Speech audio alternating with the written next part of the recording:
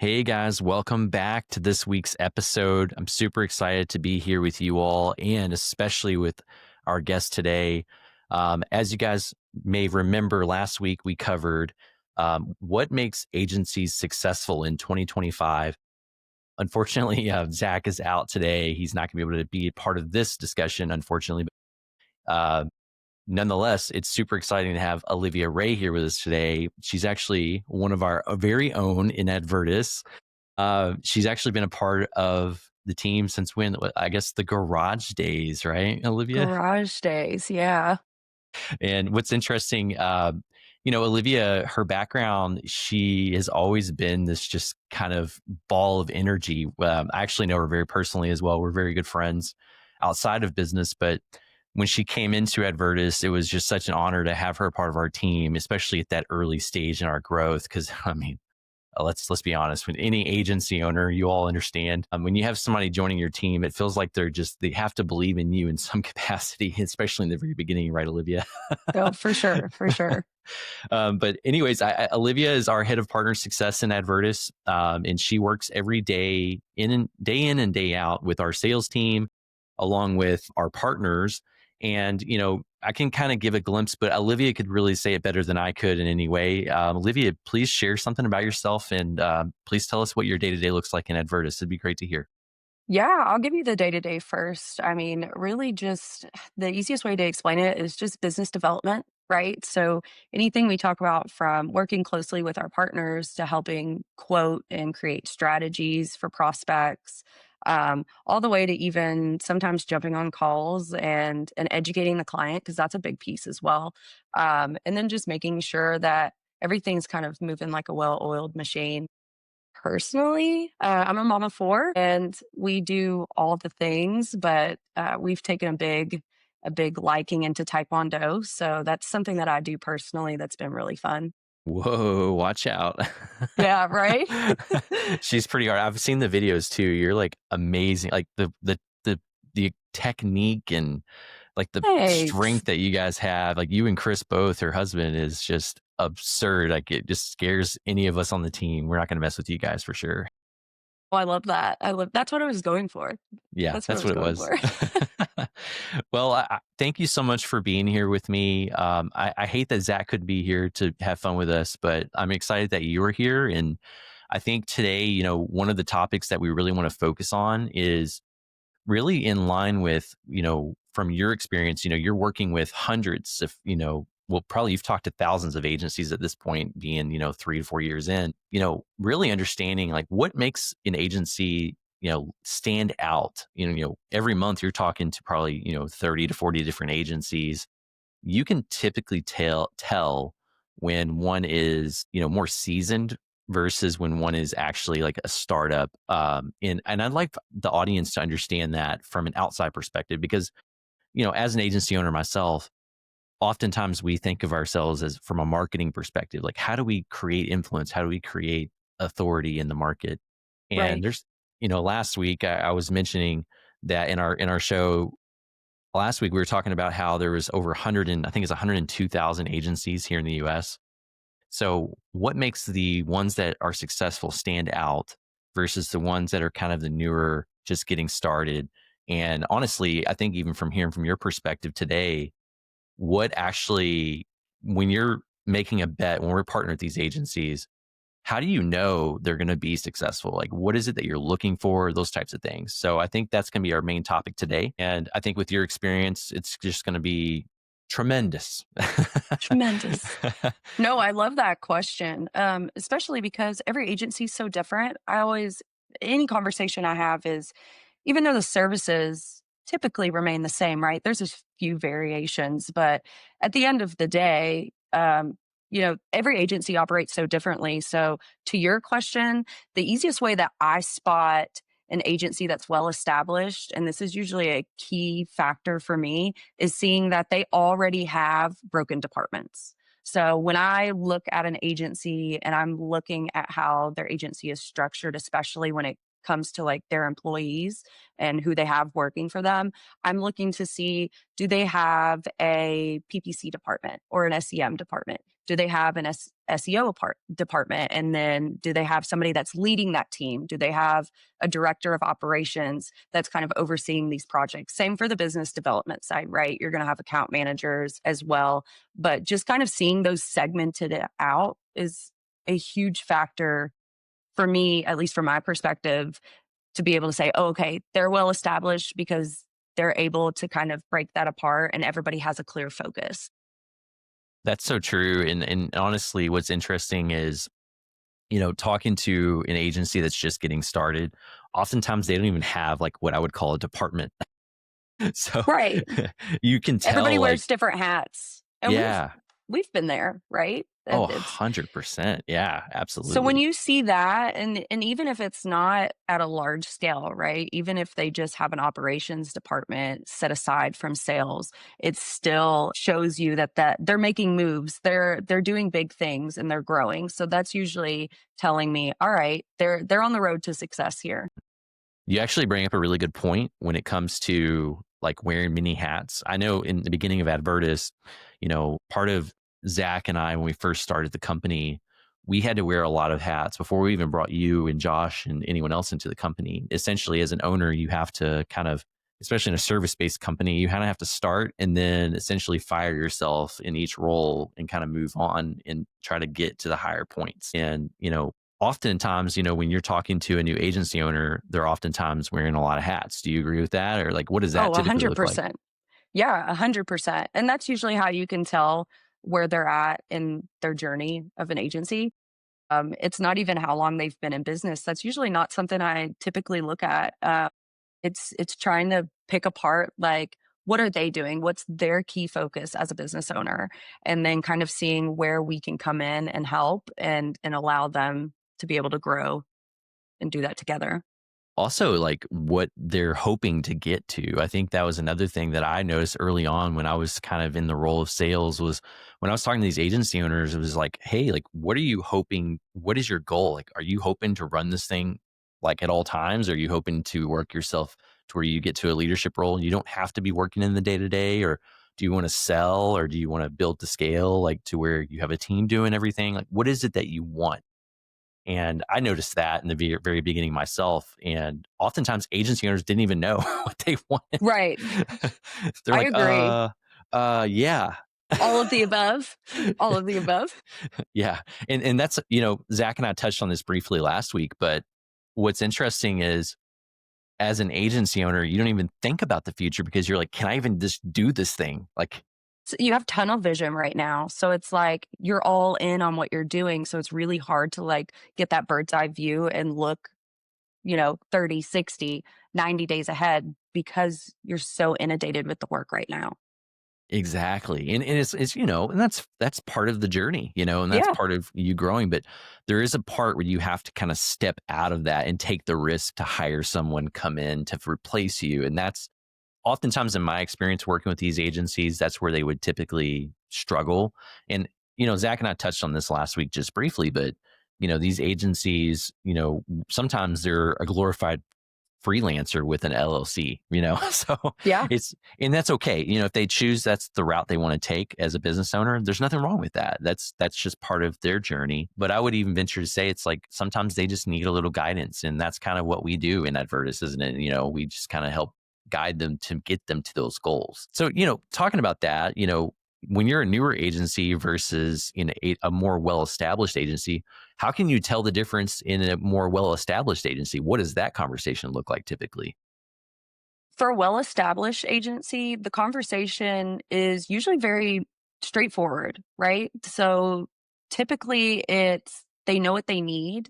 They have clients that they're already serving and they kind of already go in knowing what they want to get out and can we provide that for them. So if it's hey, we're trying to expand into more services to diversify their risk for leads, can you guys help us? This is what we focus on. We're looking at adding in these platforms.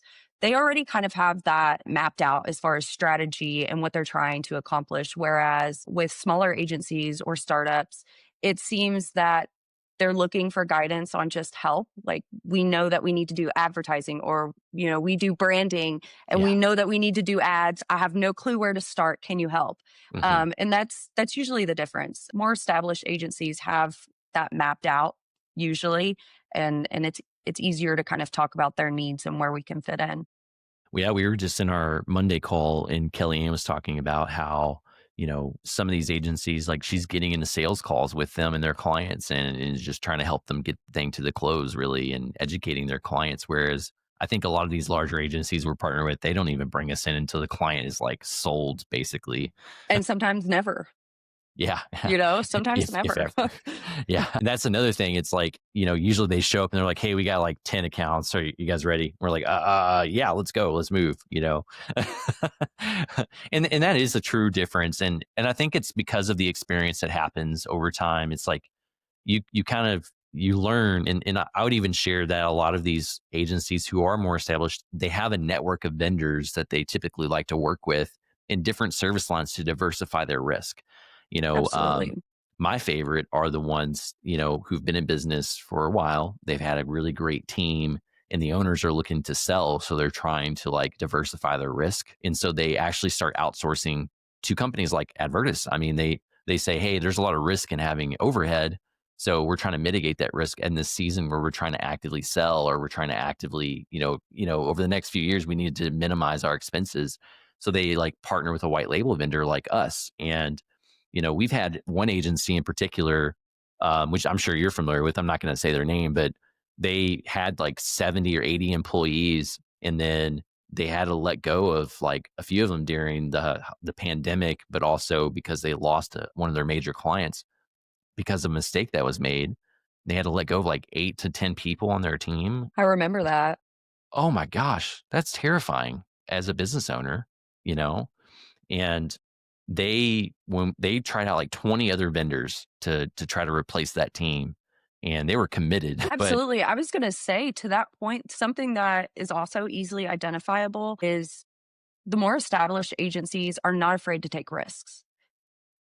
And that's a and I good and point. to that point right there, right? Like, this big mistake happened and they were forced Precisely. to make changes. And as a business owner, you know that sometimes with that comes big risk. So that's something else I see, is there's not the risk tolerance is much different between the That's a two. that's a really strong point you make, and it's even more what I find interesting about that is even those bigger agencies that take more risks, they still do it even when they have an established partner. Like even with us, we've been partnered with these agencies for 3+ years now, and they literally still put us up against our competitors all the time. I mean, it's as a business owner, rightfully so. They should constantly be Absolutely. doing that. And like that was something that we get in discovery calls all the time. On our sales team comes to me or comes to you and it's like, "Hey, like I've talked to this agency, they already have a vendor." It's like, great. They know, it's like they'll know the value that we Yeah. bring because they're used to that. But all that to say, it's like you're seeing that a more established agency is going to take more risks, even when it comes to diversifying. Because, there are vendors who are very good at certain service lines versus others. And sometimes it's nice to have a multitude of vendors for each service line. Not that we prefer that on our side. We always want to be the number one, Right. but But it I makes can sense from understand. a business owner perspective, for sure. It makes sense. Yeah, it helps serve them well. Speaking on that, I think with the difference between, when you're talking to these agencies and you're seeing the difference, they have different needs and different pain points, and I think some of the challenges with these smaller agencies are much different. You kind of touched on that a little bit, before when you're talking about the agencies needing support and understanding how to sell it. Let's talk on that a little bit. I think that's really insightful for the audience to hear. If I'm a newer agency coming in and you're identifying that in our discovery call, like what do you typically offer what does Advertis typically offer, but what should they look for in finding a good vendor, or even maybe some of the pain points that they don't even realize they have yet? What would you say is the most common? I would say the most common that's not usually identified on their end, but something that I see, is confidence. Confidence is a big one. And so usually when I come into those discovery calls or even new partnerships and they're not as established as other agencies, is just trying to instill that confidence. in them as far as the work they provide. They know what they're doing. You have a team and you have to be confident to be able to serve your clients well. The second you start second guessing yourself is when things start to fall through the cracks. So I would say the biggest one is confidence. I could see that. That plays a huge role in sales.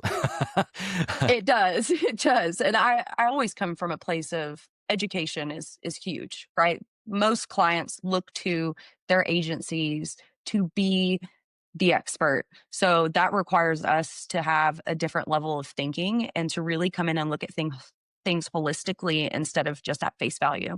So that's a big one.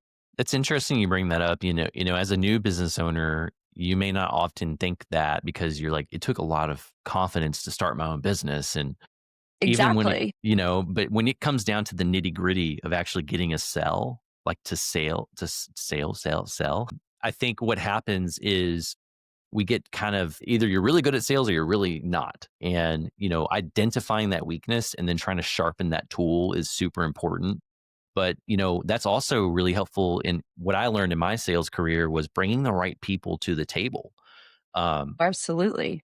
One of the reasons why we introduced our sales team as an asset to our partnerships was because of this very reason. We were talking to a lot of smaller agencies who needed this confidence, needed this help.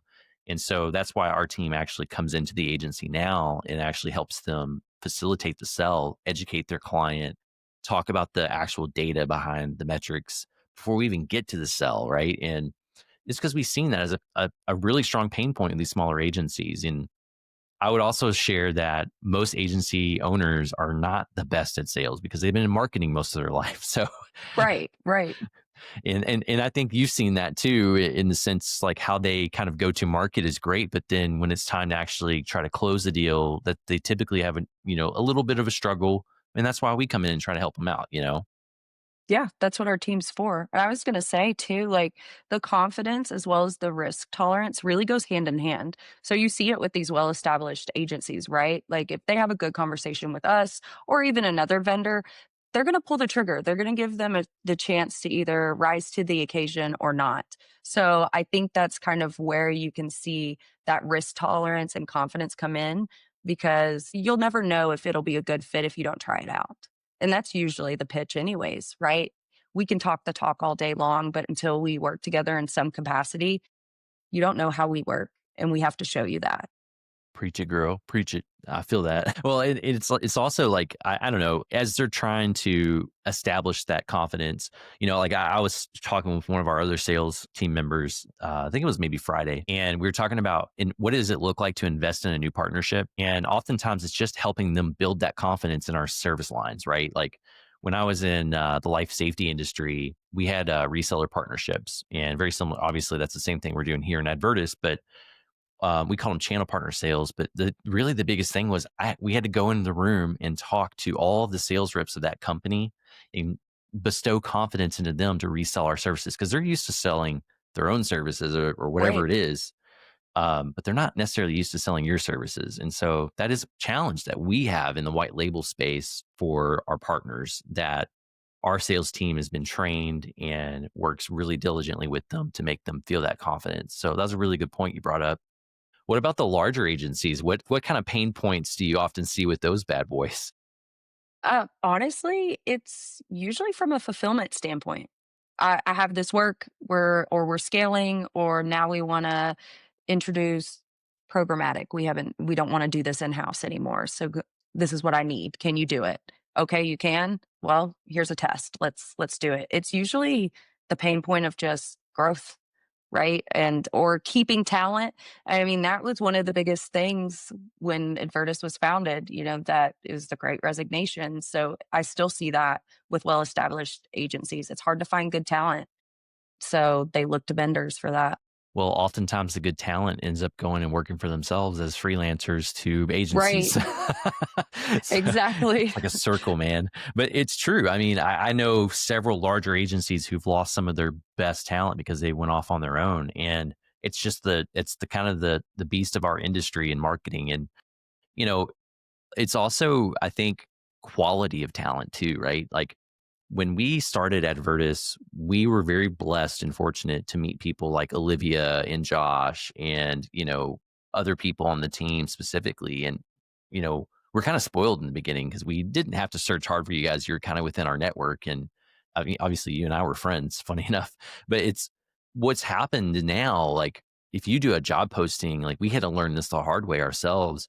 There'd be thousands of applicants because we're a fully remote company. And our industry is just, they're constantly searching, and churn happens really, I mean, a ton for these types of agencies. If you don't have a really well established agency and a consistent, benefits and income and stuff, people are constantly looking. So, these larger agencies, like depending on the culture and, things Right. like that, it matters. So I think that quality is hard to find in talent. And then also like, hiring is also a whole other thing. You spend a lot of time and resources in hiring. Um, Not to mention training and getting them up to speed on your processes, how you do things. The culture is another one, right? It could seem like a good culture fit until you're in there. So I hear you on that. you bring up training too. That's a solid one because, when you obviously coming into a new company as an employee, you are new. You don't know the tribal knowledge of that company and how their culture is and who to go to for what, and really the whole vast of how they do things a certain way. We call it the Advirtis way or whatever it is, Right. right? I think oftentimes if you're a new agency owner and you don't have experience building a team or experience in leadership in general, like those are hurdles you're going to have to go through. It's going to take you years to learn, and a lot of trial by fire. You have to be willing to take risks, spend money while doing it, right? Right. That's something that, me personally, I took on $70,000 worth of personal debt to start Advertis. Like that is, I have a family to feed. Like it's like a real Right. life thing. And, thankfully it all worked out and I was really blessed to the opportunity to learn and stuff. But it was also this experience where there are some nights that you're going to lose sleep because you're paying 100 plus thousand dollars a month for this team. And, you know, you have a few clients that don't want to pay their invoice on time. Like you have to fund payroll yourself or whatever. If you don't have the Right. cash flow, like it can be scary. So these are a lot of things that you have to take into consideration, especially when you get to a higher level in your agency and you're doing, 6 and 7 figures a month in revenue. So, but that's a strong point, finding talent and how diversified that is. So I know that working with a smaller agency versus a larger agency, you can identify these things in discovery really quickly. Is there anything else that really stands out to you that you kind of want to highlight in this conversation?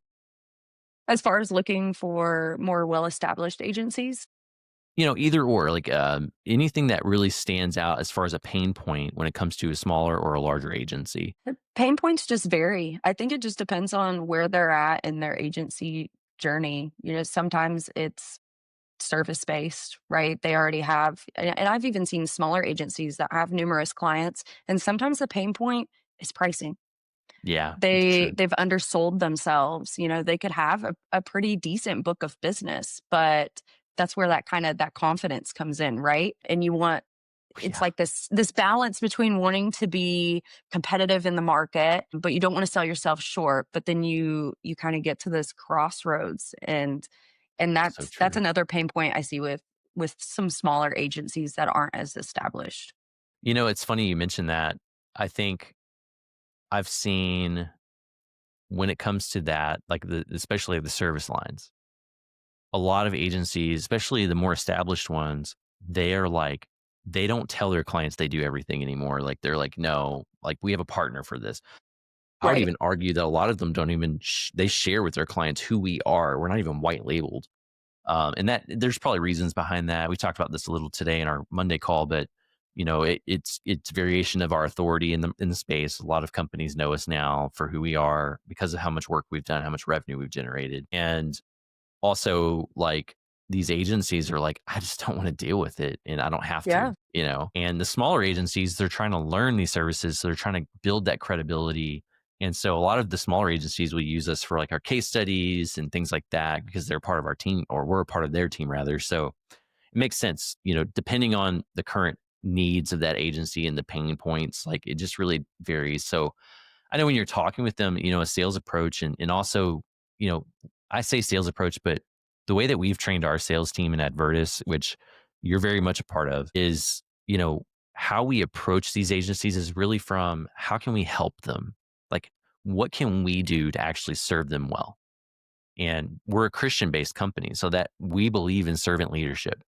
So when you're approaching these agencies and you're hearing their pain points and you're understanding of what type of agency they are, you know, how do you typically adjust like to those conversations? Like if you're onboarding a smaller agency and you're trying to support them, what would you do that's different versus a larger agency typically? Honestly, the biggest thing is just listening. If you listen close enough, they're gonna share with you what their pain points are. Most of the time, you don't even have to ask, if you can build that kind of rapport and just come from a place of authenticity. Ozzy, that's something that we pride ourselves on a lot is the communication and things that you don't get from other white label agencies is that level of transparency and communication. Onboarding is different. A lot of the smaller agencies, less established, require more resources as far as to your point, Kellyanne was in a call with a client. I do that sometimes as well with some of my smaller partners. So it's a lot more education, just empowering them to feel confident in our skill set, in the services that we provide. Whereas there's less of that with the enterprise. It's kind of just show up and do it, like show us what you're made of kind of thing. Yeah, that's fair. Well, one of our core values and one of our first core values is to be clear is to be kind. Zach started saying that a long time ago, but it's true. And I think oftentimes, love and loving other people well and serving other people well, it comes truth, and sometimes Absolutely. it's not always kindness. I would share, but it's most of the time it's always led with kindness, right? It's where it starts. Like I know when we onboard a smaller agency, like talking about getting into a client call, I know that we'll oftentimes sit down with them in our onboarding call. Our partner success manager will actually sit down with them and say, like, what client accounts are you currently managing? You guys write it out. And then you're like, hey, like, what if we try to upsell them? Do you think this would serve that client well, like meta ads or SEO or programmatic? Exactly. And we actually help them identify opportunities within their own book of business to start. Yeah, Um, that's because 'cause they're looking at us to be the experts, and I'll tell you, in any conversation that I have, I'm always looked at as a strategist, and I would say that that's one of my strengths is to kind of look at things holistically and be like, "Okay, so here's what you're doing. Have you thought about this?" And they're you know, like, "Oh my gosh, that's a great idea." it's so true. Well, and I think when Kellyanne first came on, she worked in. We'll have her on the show at some point as well. But she worked as business consulting for a little bit, and she also worked at Yelp. But she actually mentioned like her fourth month in, she's like, I feel like I'm a full time business consultant now. I was like, yeah, that Pretty sounds about right. much, pretty much. But that's the level of care that you want in any business. And if you're a marketing agency owner or even just any digital online entrepreneur, the way that you treat your clients matters a ton, especially in the service based company. Agreed, You agreed. want to hear them. I like what you said earlier. Listen. I had a mentor once tell me that you have two ears and one mouth. You must always listen first, right? I always tell people that you never wanna listen to respond, and then you always want to listen to be able to relate and to find ways to help. And I think that's kind of what we've built our culture around, especially our sales team, is so big on communication and wanting to serve people and do right by people. So, to your point, that sometimes it's not always the kindest, but in order to love somebody well, it means to give them that necessary feedback. And it almost always goes over well because there's that level of trust already that we've built because we've had multiple conversations on the sales side, and they trust myself and Kellyanne and other team members because we give that transparent feedback because it's imperative. Yeah, I can see. I use several examples, but there was one in particular that I remember. I bet you do too. Like I said, I won't say any names, but like we've had to like talk them out of trying to sell. Yeah, We're like, hey man, like you're not the best at sales. Maybe you should hire someone. And there's some cold truth there, but they listened and they did hire someone, and it's helped them tremendously. And I think at the end of the day, our goal is when we're partnering with an agency or we're partnering with anybody, and this is not it. This you can take this into any business out there, but listening to their needs, actually trying to create a path to help them get there, and actually being a part of that journey with them. Not only does it bestow trust, but it gives your life that purpose that you're looking for in your career, because that's super important. That's probably the most important thing. One of the reasons money is one thing. Nobody really cares about that actually. It's important. It does what it does, but the purpose of our lives matters more than any of it. And Couldn't you agree more. right? You fulfill that through helping others. And that's really what we're here to do, is to serve others. So Olivia, obviously it's been tremendous, talking with you today. I'm really thankful that you were able My to come pleasure. on. Thank you so much. One last thing before we go is, if you had to kind of give like one solid piece of advice to give any newer agency owner, whatever they need to grow into a larger one, what would that one piece of advice be? And ready, set, go. No I pressure. think it would just I know, right? I think it would just be to go all in, to take the risks, to put your faith in what you're doing because there was a reason that you started what you started, and to just give it everything you have. Burn all the boats. Is that what I'm hearing? Burn all the Yep, boats. I that's it. like it. That's how I had to do that too. So I admire that you said that. I know, but honestly, the second that you allow yourself to be like, "Hey, I started this with a purpose. I'm not giving up. I'm gonna go all in," is the day that something changes. And I remember that from early conversations when you went all into Advirtis, and that's really resonated with me. And I see that a lot with other business owners. The second that they go all in, everything changes drastically.